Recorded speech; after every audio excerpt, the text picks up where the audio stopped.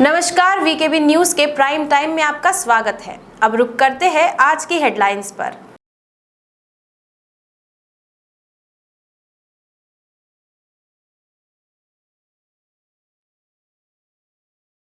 पूर्व गृह मंत्री अनिल देशमुख के निवास पर आयकर विभाग के छापे। नागपुर, काटोल सहित कुल 4 ठिकानों पर आयकर विभाग की कार्रवाई।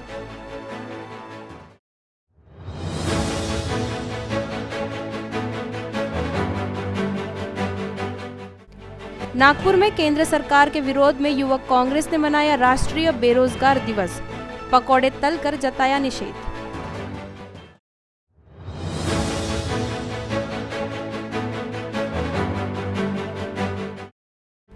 और अब घर बैठे कर पाएंगे बाप्पा के विसर्जन। गणपति मोबाइल विसर्जन केंद्र का उद्घाटन।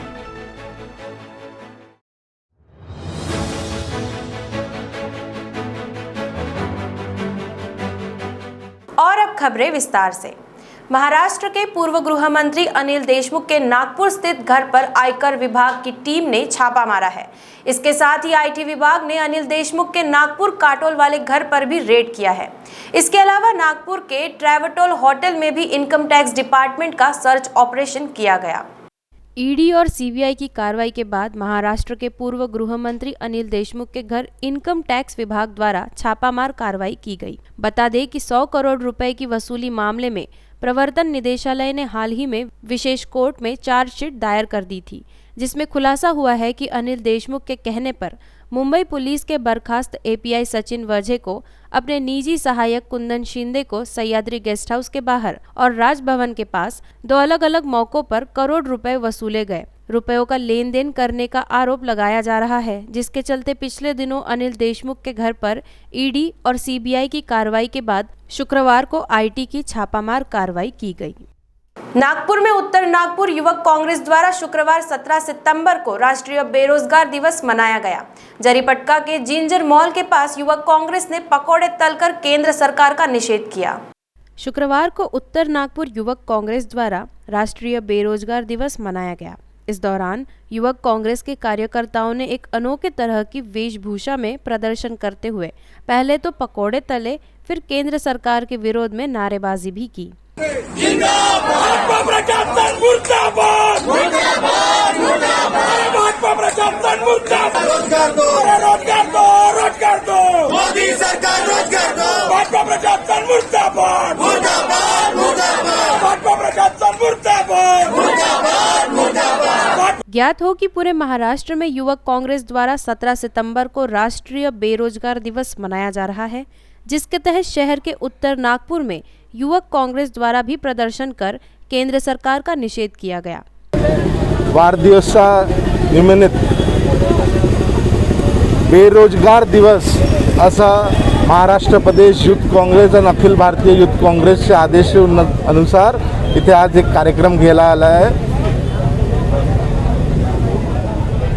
ज्या प्रकारनी मोदींनी मागचे 7 वर्षात युवकांसोबत जे धोकाधडी केली आहे त्याच्या विरोधात आज युथ काँग्रेस इथे रस्त्यावर आहे। तुम्ही बघितला की हा करोना वेळेमध्ये 3 महिना आम्हाला घरात बसवला, त्याच्यानंतर आमचा रोजगार छिनला। अजून आज सगळे युवक नागपुर महानगर पालिका द्वारा शुक्रवार को गणपति विसर्जन मोबाइल केंद्र का उद्घाटन महापौर दयाशंकर तिवारी द्वारा किया गया। इस विसर्जन केंद्र की विशेषता है कि अब आप गणपति विसर्जन के लिए सीधे इस पर दिए गए नंबर से संपर्क कर सकते हैं, जो पूरी तरह निःशुल्क होगा, जिसके पीछे मनपा का उद्देश्य नैसर्गिक स्रोतों को प्रदूषण से बचाना है। गणपति विसर्जन अब आने वाला है, जिसे देखते हुए शहर के तालाबों को पूरी तरह से सील किया गया है, जबकि विसर्जन के लिए गणेश भक्तों को कोई अड़चन निर्माण ना हो सके, इसके लिए कृत्रिम तालाबों के साथ अब गणपति विसर्जन मोबाइल केंद्र भी तैयार किए गए हैं, जिसका उद्घाटन शुक्रवार को नागपुर के महापौर दयाशंकर तिवारी द्वारा किया गया। गांधी महाल जोन से इसकी शुरुआत की गई, जिसे गणेश भक्तों की सुविधाओं के लिए बनाया गया है। इस पर एक मोबाइल नंबर भी दिया गया है, जिस पर कॉल करके घर बैठे आप गणेश विसर्जन कर पाएंगे। इसके पीछे के उद्देश्य को उजागर करते हुए महापौर ने बताया कि शहर में नैसर्गिक पानी स्रोत को बचाने के लिए इस तरह के प्रयास किए जा रहे हैं, जो शहर के पर्यावरण को बचाने के लिए कारगर साबित होगा। च्या माध्यमातून नैसर्गिक जलस्रोतामध्ये विसर्जन नाही झाला पाहिजे अशी प्रकारची मोहीम मागील 2012 पासून राबवण्यात येत आहे। त्याच परंपरेला समोर जाऊन घराच्या समोर विसर्जन होऊ शकेल अशी व्यवस्था उभारण्याचे निर्देश देण्यात आले होते। 10 झोनमध्ये आम्ही चालता फिरता विसर्जन केंद्र उपलब्ध केलेलं आहे। महानगरपालिकेने प्रत्येक झोनप्रमाणे तिथे फोन नंबर दिलेले आहे। ऑन डिमांड ज्याचा फोन आला त्याच्या घरापर्यंत जाऊन मूर्ती गोळा करून विसर्जन करून घ्यायचं या दृष्टीने हा नियोजन आहे।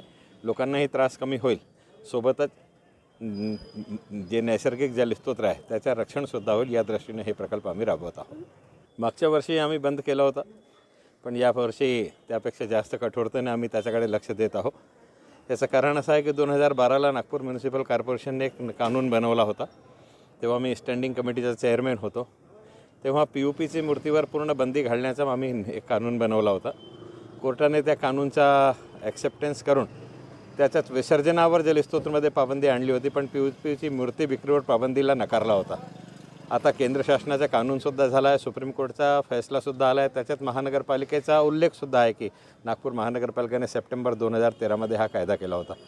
या सर्व दृष्टीला पाहून महानगरपालिकेने सुरू केलेला कानून जर देशभरात लागू होत आहे तर त्याच्या सगळ्यात आयडियल व्यवस्था नागपूर म्युनिसिपल कॉर्पोरेशनची झाली आहे। या दृष्टीने आम्ही ही सर्व पाऊल उचललेले आहे।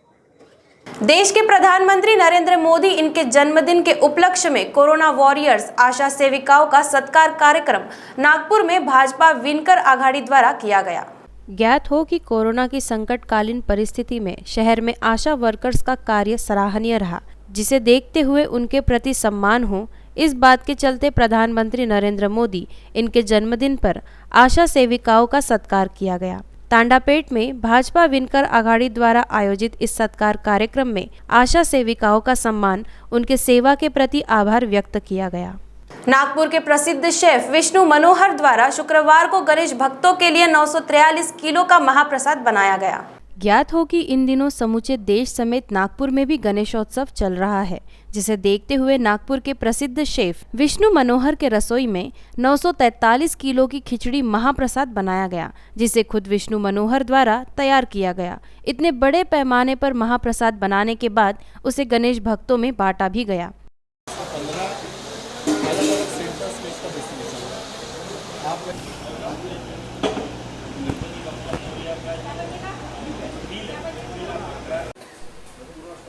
स्विमिंग वाला चष्मा पाहिजे बाबा, नाही त्यांनी त्रास होतो। त्याची त्रास नागपुर में अपराध कम करने के उद्देश्य से अब शहर के 19,000 ऑटो चालकों का क्रिमिनल रिकॉर्ड की जांच नागपुर पुलिस द्वारा की गई, जिसमें 300 ऑटो चालकों के खिलाफ क्रिमिनल रिकॉर्ड पाए गए, जिनकी परमिट रद्द करने की कार्रवाई नागपुर पुलिस ने शुरू कर दी है। जबकि 2200 ऑटो चालकों के ऊपर परिवहन नियमों की धज्जियां उड़ाने के चलते उनका भी परमिट कैंसिल किए जाने वाला है। ऐसा नागपुर शहर पुलिस आयुक्त अमितेश कुमार ने जानकारी दी है। नागपुर में पिछले दिनों एक ऑटो में एक लड़की के साथ बलात्कार करने की घटना सामने आई थी, जिसमें कुछ ऑटो चालक को भी नागपुर पुलिस ने धर दबोचा था। इस बात की गंभीरता को देखते हुए अब नागपुर पुलिस ऑटो चालकों का रिकॉर्ड खंगाल रही है, जिसमें शहर भर के 19,000 ऑटो में 300 ऑटो चालकों के खिलाफ आपराधिक मामले और 2200 ऑटो चालकों पर परिवहन नियमों की धज्जियां उड़ाने के मामले दर्ज है, जिनके परमिट नागपुर पुलिस रद्द करने वाली है। जबकि 285 ऑटो स्टैंड के अलावा अब शहर में किसी अन्य जगह ऑटो कोई स्टैंड नहीं कर पाएगा। ऐसी जानकारी नागपुर शहर पुलिस आयुक्त अमितेश कुमार ने मीडिया को दी। आतापर्यंत जी 19,000 पैकी जे सुरू करण्यात आलेली आहे, आतापर्यंत आजपर्यंत जी रिकॉर्ड तपासण्यात आली त्यामध्ये 300 ऑटो रिक्षाज परमिट होल्डर्स असे आहे ज्यांच्यावर क्रिमिनल रिकॉर्ड आहे। ती क्रिमिनल रिकॉर्डवर असलेले त्यांच्यावर प्रतिबंधक कारवाई पण होईल आणि ऑटो रिक्षाची त्यांची परमिट पण रद्द करण्यात येईल, कारण अशा प्रकारचे गुन्हेगार प्रवृत्तीचे लोक ऑटो रिक्षाज चालवणे हे कायदा सुव्यवस्था आणि लोकांची सुरक्षाची दृष्टिकोनातून उचित नाही अशी आमची धारणा आहे। आम्ही सगळ्यांसोबत चर्चा करण्यास तयार आहोत, परंतु सगळ्यांना हे ठामपणे त्यांना हे धारणा असायला पाहिजे की जे उल्लंघन आहे किंवा जे बेकायदेशीररित्या आहे हे शहरात चालणार नाही आणि जे जर कोणी अशा केला तर त्यांच्या विरुद्ध कारवाई. वक्त हो गया एक छोटे से ब्रेक का, मिलते हैं एक ब्रेक के बाद. बाय. सब जानना चाहते हैं मेरा फेवरेट कलर, मेरा फेवरेट डेस्टिनेशन, मेरी फेवरेट डिश, पर कोई ये नहीं पूछता कि फेवरेट डिश मैं बनाती कैसे हूँ. अरे यार, जिसे टेस्टी खाना पसंद है वो अच्छे टेस्ट तक पहुँच ही जाता है. सुरुचि मसाले, खाने में हो रुचि तो घर लाइए सुरुचि. अपने सपनों की उड़ान भरने की इच्छा तो हर किसी की होती है, पर पंख भी तो मजबूत होने चाहिए जो देता है flywheel aviation academy. Flywheel aviation academy एक ऐसा इंस्टीट्यूट है जहां पर एयरलाइंस एंड एयरपोर्ट हॉस्पिटैलिटी और टूरिज्म मैनेजमेंट, साथ ही यहां campus interview, guidance by industry expert, practical training at airport, expert faculty, personal grooming जैसे कई सारे बेनिफिट्स आप पा सकते हैं. Flywheel aviation academy, 1 degree, 3 job opportunities. Flywheel Aviation Academy gives you a degree or diploma with a job. Flywheel Aviation Academy, 365 Gandhinagar, LAD College Square, beside Karnataka bank Nagpur.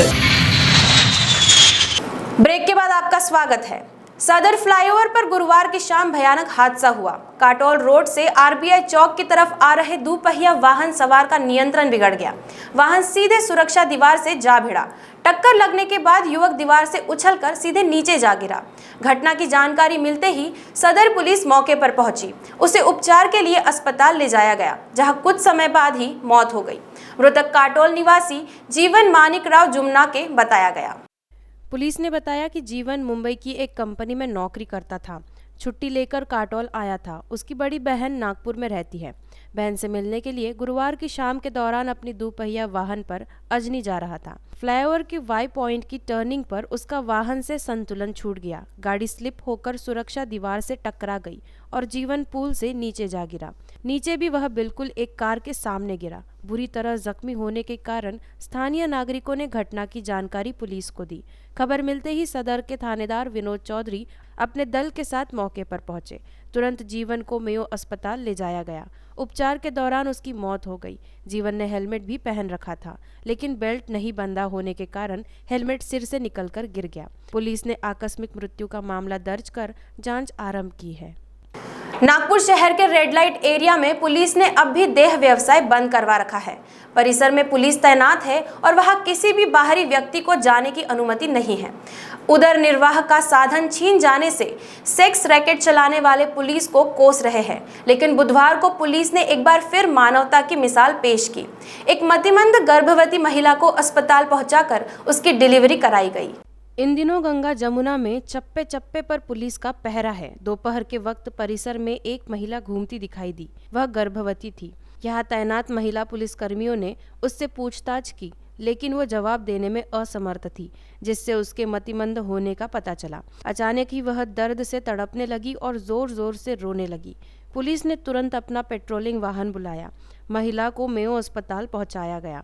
डॉक्टरों ने labour pain होने की जानकारी दी और बताया कि तुरंत उसकी प्रसूति करवानी होगी.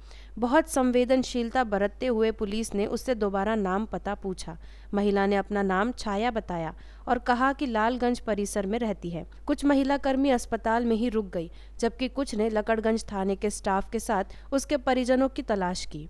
लालगंज परिसर के घर घर में जाकर जांच पड़ताल की गई. स्थानीय नागरिकों की भी मदद ली गई और आखिर छाया का घर मिल गया. छाया की मां मीरा धकाते ने पुलिस को बताया कि बेटी विवाहित है और गर्भवती है. रात में परिवार सो रहा था. इसी दौरान वह घर से निकल गई.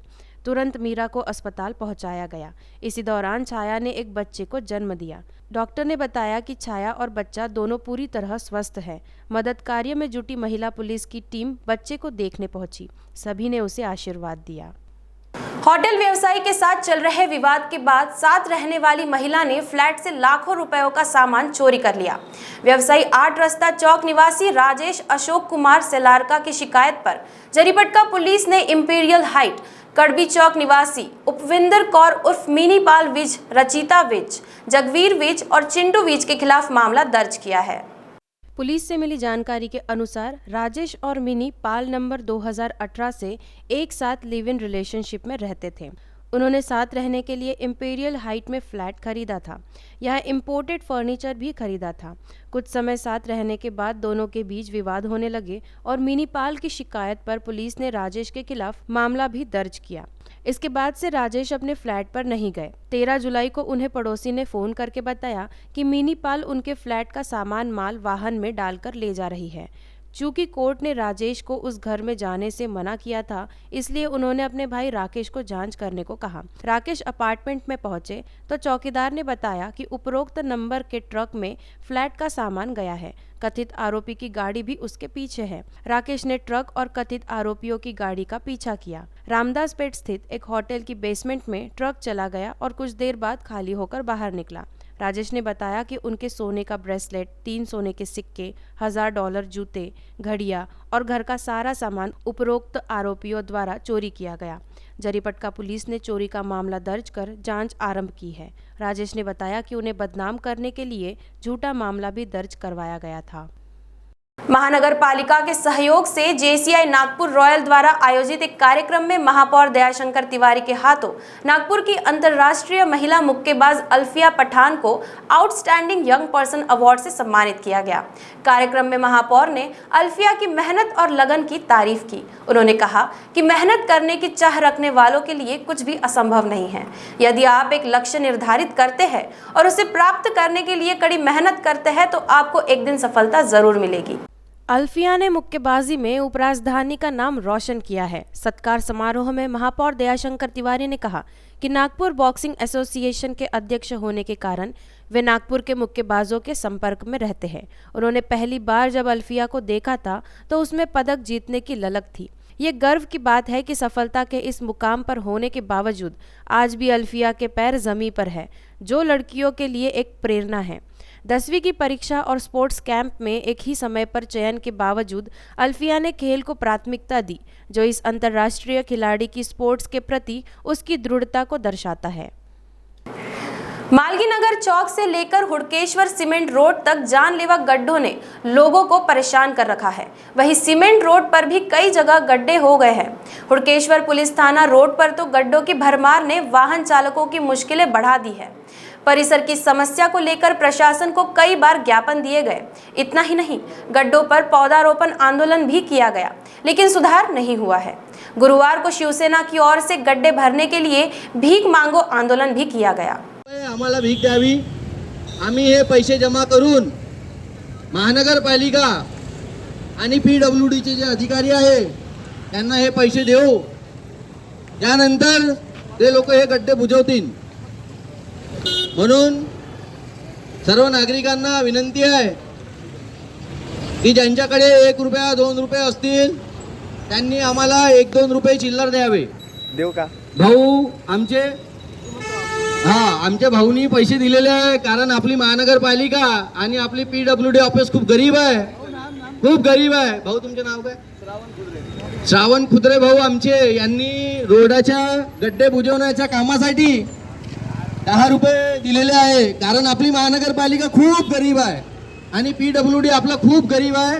त्यांच्याकडे पैसे त्यांच्या घरी मालगीनगर चौक से लेकर हुड़केश्वर रोड के बीच करीब 100 मीटर के पेंच पर डामरीकरण नहीं किया गया है। सीमेंट रोड बने 2 वर्ष से ज्यादा का समय बीत गया, लेकिन न तो सीमेंटीकरण किया गया और न ही ड्रेनेज लाइन बनाई गई। इन दिनों डामर रोड पर दर्जनों गड्ढे हो गए हैं। इन जानलेवा गड्ढों में गिरकर अब कई लोग अपने हाथ पैर भी तुड़वा चुके हैं। पिछले दिनों शिवसेना की ओर से गड्ढों में पौधे लगाए गए। प्रशासन का ध्यान आकर्षित करने के बाद भी सुधार नहीं हुआ। शिवसेना शहर प्रमुख दीपक कापसे व उप शहर प्रमुख चंद्रशेखर श्रीराव के मार्गदर्शन में पूर्व उप शहर प्रमुख दीपक पोहनेकर के नेतृत्व में भीख मांगो आंदोलन किया गया। कार्यकर्ताओं ने चूना डालकर गड्ढों को दिखाने का प्रयास किया। इस दौरान सड़क से आने जाने वालों से भी भीख मांगी गई। लोगों ने आंदोलन को प्रतिसाद देते हुए डिब्बे में पैसे जमा किए। करीब 500 रुपए जमा हुए। अब कार्यकर्ताओं ने इस रकम में और कुछ रकम मिलाकर महापौर और मनपा आयुक्त को सौंपने का निर्णय लिया है।